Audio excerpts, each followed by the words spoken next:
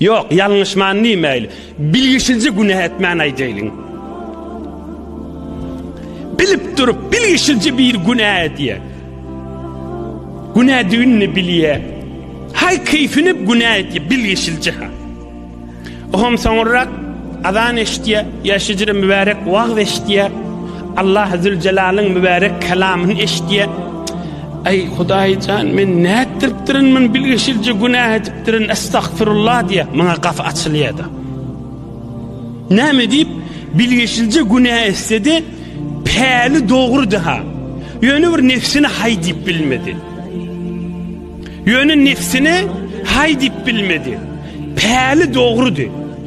Tekebbürlüğü yoktu. Niyeti harap bulmandı.